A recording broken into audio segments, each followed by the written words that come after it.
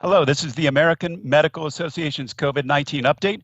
Today we're going to talk with three expert physicians about top developments in the COVID-19 pandemic. I'm joined today by Dr. Jesse Ehrenfeld, chair of the AMA Board of Trustees and an anesthesiologist in Milwaukee, Dr. Aletha Maybank, AMA's Chief Health Equity Officer in New York City, and Dr. John Carlo, a public health physician and a member of AMA's Council on Science and Public Health in Dallas. I'm Todd Unger, AMA's Chief Experience Officer in Chicago. Dr. Ehrenfeld, last week there was a big announcement about changes to the guidelines for blood donations. This is a really important step by the FDA. What they've done is they have reduced the deferment period for men who have sex with men from 12 months to 3 months, a really important step in the right direction. In 2015, the AMA called on the FDA to change their guidelines to have risk-based screening as opposed to a blanket deferral on men who have sex with men. And given the ongoing crisis and the need for an adequate blood supply to treat patients across the country, this is an important but small step forward. Dr. Carlo, any comments on that from a public health perspective? Well, I think it's a good reminder about how effective the testing now is for blood donation. And we really have some great technology that really proves that our blood system is very safe. And, you know, these are life-saving things that we have to have for patients. So it's great that the FDA has made this move. It's also good to note that it's not just, they've actually expanded it for also people who have a history of injection drug use. Yep. And a previous history of prostitution are also now eligible under the deferment period of 3 months. Right, and from the health equity perspective, you know, I use the definition of health equity that says, you know, we need to have power, conditions, opportunities, and resources to achieve optimal health.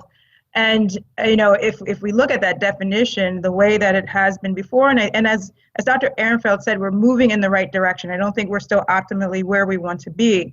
But we recognize that really that men who have sex with men have been limited in their opportunities to donate blood. And this really decreases and really, you know, adversely affects the availability of blood products for other folks, which means we're decreasing their opportunities and we're actually causing a risk, you know, to public health. And I think it's just always important, especially as the AMA, that we always talk about, you know, prioritizing science and facts over fear and bias, you know, historically in medicine. And the law, you know, have come together in ways that have not always been, you know, optimal or helpful, and they've sometimes exacerbated inequities that can exist and strengthen social stigma. So I think it's really critical that medicine takes the lead to dismantle these forms of oppression.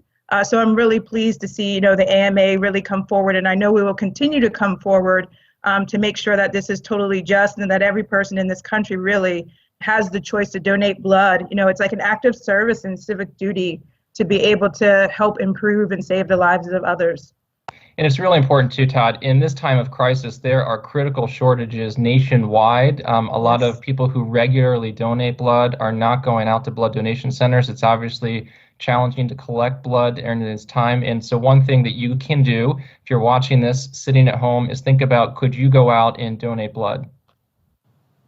Thank you. Dr. Maybank, on the topic of health equity and what seems to be a long time ago, a couple of weeks ago, you were just starting to see some indications of health equity difference in COVID-19 in the pandemic. Now we're starting to see that bubble up. Can you talk about what you're seeing now? Sure. So several things. We had noticed, and I think several health equity leaders across the country were very concerned that with all the data that was being reported, there was not data out on race and ethnicity. And we're very clear about, you know, how the trajectory of this country has been, the existing inequities that exist already, that are present rather, as along race and ethnic lines, that there is a potential that those who have the greatest burden as it relates to even number of cases, but definitely death, may be those who are of color, and even more specifically in our country, those who are Black.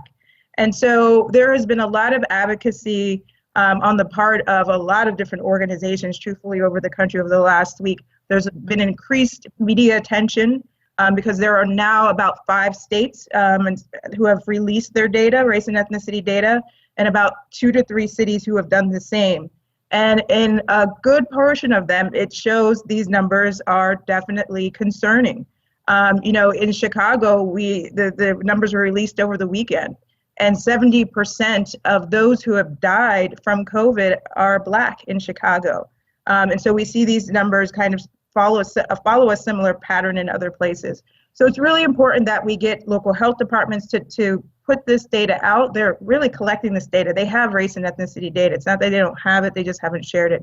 So on Friday, we sent a letter to the Health and Human Services, along with the American Academy of Pediatrics, the American Academy of Family Physicians, the National Medical Association, the National Hispanic Medical Association, the Association of American Indian Physicians, and the National Council for Asian Pacific Islander Physicians as well. So we sent a joint letter asking for this data to be released.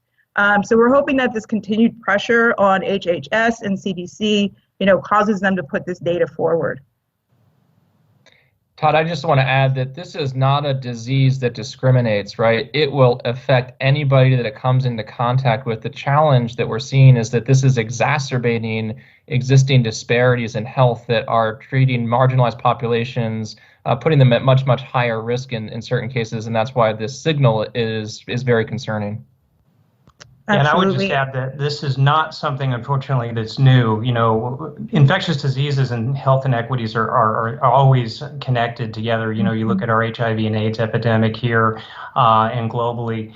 And even back in 1918, during the pandemic at that time, it was very well shown that depending on how much resources you had or how much relative wealth you had, you tended to do better and have fewer cases in your household.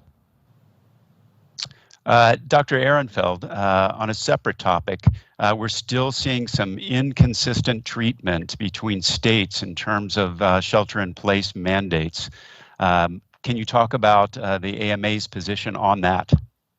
Yeah, so physical distancing is so important now. It is the only effective tool that we have to stop the spread. And unfortunately, while most states have taken action to ask people to remain at home and stop non-essential activities, not all have. We need a uniform national approach to this. And so we urge through the Governors Association that all states take these actions so that we can stop the spread of the disease as much as we can.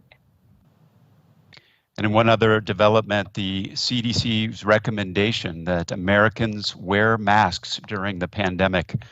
Dr. Carlo, any reaction to that?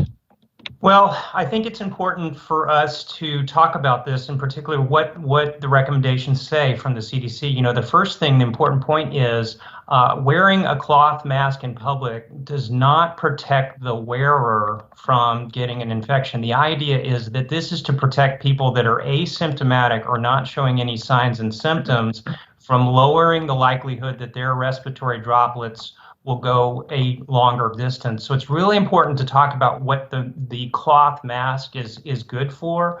I also worry that, because we have such precious resources in terms of our healthcare, facial protection, this is our N95 respirators and surgical masks. It's very clear from the CDC that the public should not be using the medical masks for the use that's recommended for the cloth masks in public.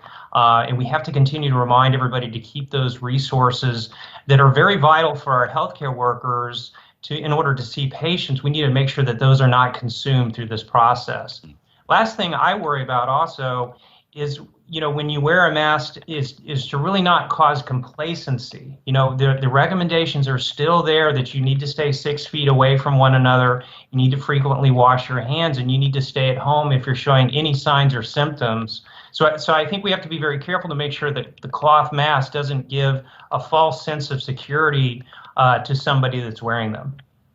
And I also want to highlight, there are some equity implications or considerations that folks, I've heard a lot of Twitter chat around this over the weekend, and just somebody posted, social distancing is a social determinant of health, right? So, and physical distancing. So while absolutely a public health measure, very important to do, but just fully we have to recognize that not everyone can do that.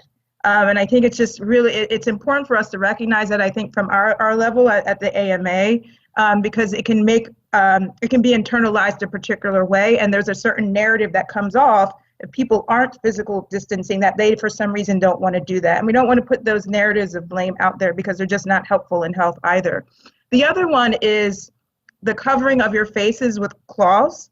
Not everybody is comfortable with doing that. And, you know, especially people of color and Black men, you know, who have in the past, if you wear a bandana or such on your face, it can be very difficult. And I've heard from some Black men, that they feel like they're in a trap. So fear of being discriminated and targeted by law enforcement and accused of crimes that they didn't commit potentially.